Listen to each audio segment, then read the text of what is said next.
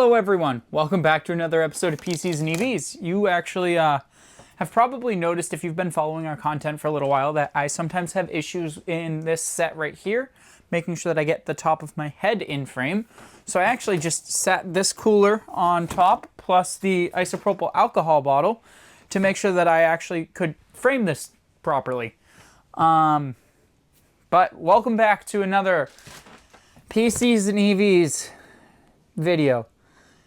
The Genesis went bye-bye today. That video is probably going to get posted after this, but the GV60's gone. That's not the topic for today's video though. So today's video, we're going to be taking a look at this new Zalman i3 Neo tempered glass white. It's not a new case by any means. I believe it's been on the market for a while now. But I had someone reach out and say that they wanted a new computer around that $1,000 price range. And I want you guys to let me know down in the comments how I did. They wanted to go AM5 and they wanted RTX 40 series. So I managed to deliver on both. They also wanted 2 terabytes of storage and 32 gigabytes of DDR5. So we've got our 2 terabyte NVMe right here. We've got our 32 gigs of D5. We've got our Ryzen 5 7600 non-X. We've got our B650 board. We've got 2 extra fans that I bought this on a combo deal recently. For those of you who followed the Build a PC sales subreddit, you'll notice that the Zalman people seem to be posting deals on cases pretty frequently.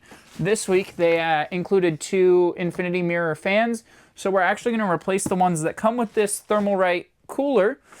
And that way all of the fans in this case match. This cooler should be able to be top mounted. We've got an MSI, just MSI white dual fan, RTX 4060. And yeah, I mean, should be a pretty good build that we've got going on today. I'm not going to fool you guys. This is a voiceover after the fact. I messed up, and like I said in the next clip, I hit the mute button on accident on my little Rode wireless mic. So we've got to dub over a bit of this. Basically, I'm just talking about that we're going to be taking a look at the Zalman i3 Neo tempered glass white. It's an ATX mid-tower from Zalman. It's at around a $75 price point when I picked it up. I've got the power supply in that box that I just gestured to. And yeah, we're going to jump right into the build. I'm probably just going to cut quite a bit, even though I had recorded like 8 minutes in this set. We only got about 2.5 minutes before the audio cut. I should be able to pick it back up on the other side, but yeah, I did want to mention I bought all of these parts with my own money, and Zalman may be sending us stuff in the future, but they haven't sent us anything in this video. This was all bought for by me. You guys catch me in just about the worst lighting possible, because there's one other thing that I missed when it messed up my audio that I wanted to include and kind of reiterate. I run the YouTube channel named PCs and EVs. I run a Facebook page named PCs by Thomas, and I run a computer building business called PCs by Thomas locally. If I ever were to start up like an electric vehicle consulting page or anything, if say I like somehow had like enough money to become like an electric vehicle dealer or something, I'd probably call it EVs by Thomas, in keeping with the theme. We've got PCs and EVs because I cover both of those products, and then where I professionally sell products, it's PCs by Thomas. That's all. Just wanted to add that little tidbit in. We sold 111 computers in Q1 for PCs by Thomas. Hence why I haven't had enough time to really be making videos here. I work a full-time job in addition to YouTube and computers. So yeah, I've been busy.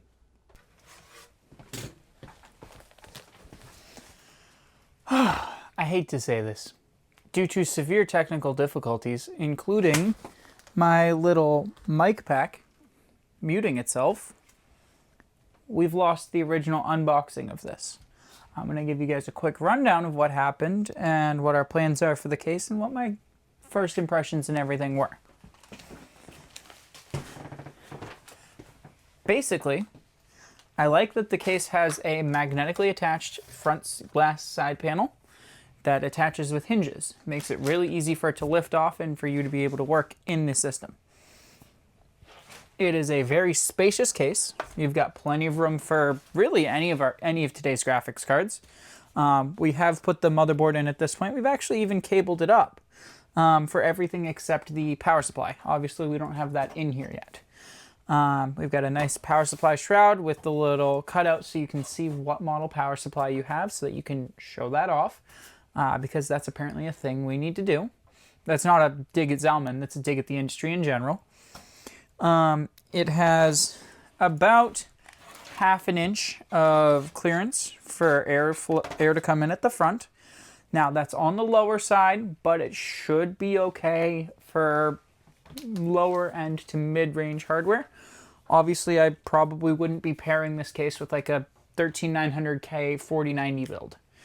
A lot of those tend to go for the showier flagship cases, or even just the showier cases that are out there. I know Zalman has their P30, which we actually just got sent over by them that we got a review. This case is nice because it does come with an RGB hub. Each of the fans are daisy chainable RGB.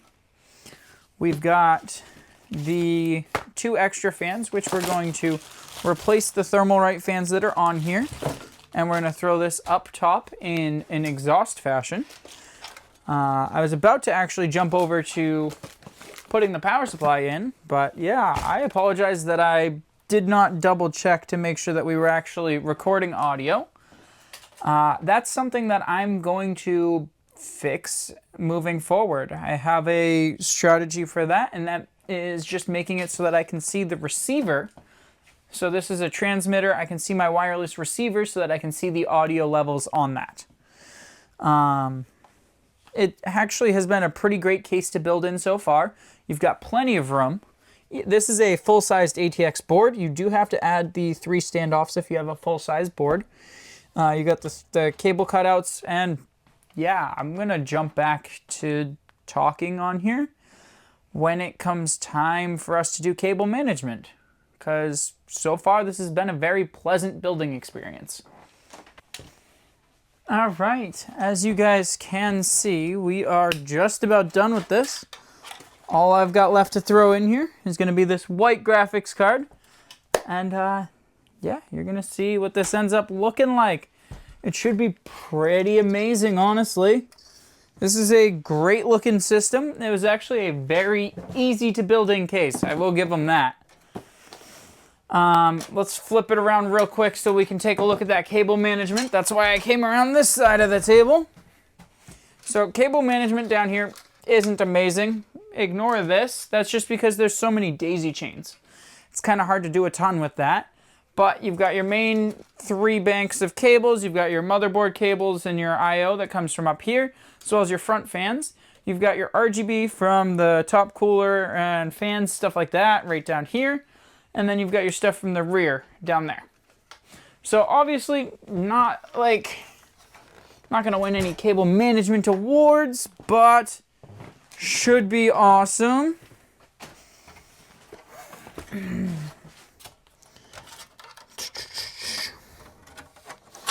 Sorry, I did move some of the lighting around in here.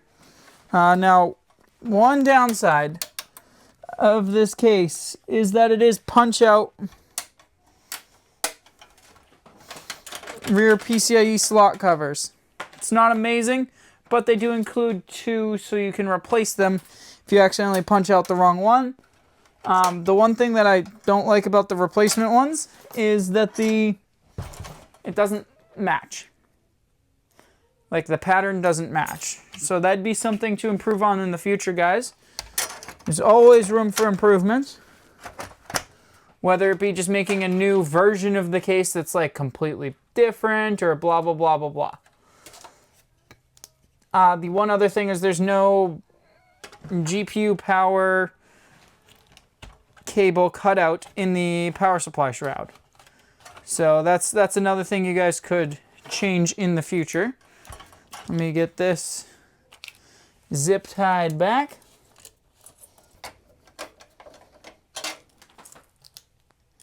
Sorry, I almost forgot to screw the graphics card in. That would have been a rookie mistake.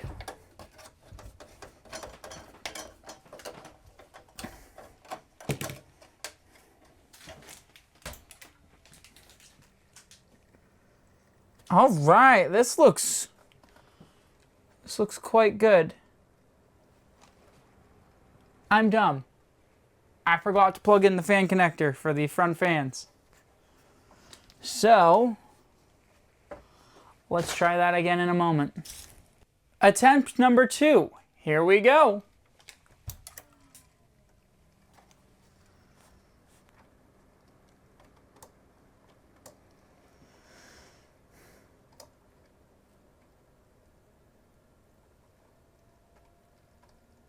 Plenty of modes in this RGB for sure.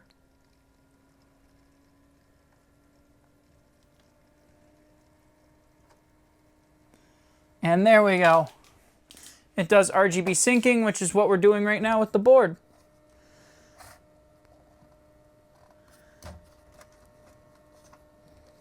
Should be posted here now. And yeah, I'll get some B-roll and I'll provide you my thoughts to that B-roll. Again, as I've said before, I really liked working with this case. I'm going to give you guys like a full rundown, not with like a voiceover or anything here in just a couple of seconds. Some big things that I didn't really remark on are the Zalman logo is really kind of subtle. It looks pretty in your face right now because it's catching the light pretty decently. Those front fans, they look great with the infinity mirror. It's honestly my first time looking at infinity mirror fan blades. I did end up moving some of the pump plugs so that it's not quite as obvious. So, what did I think? I think it's a case that's awesome to build in, has plenty of space. The fans on it seem pretty nice. They're quite quiet. There's a decent amount of built-in RGB modes. And it feels like it's moving enough air for me.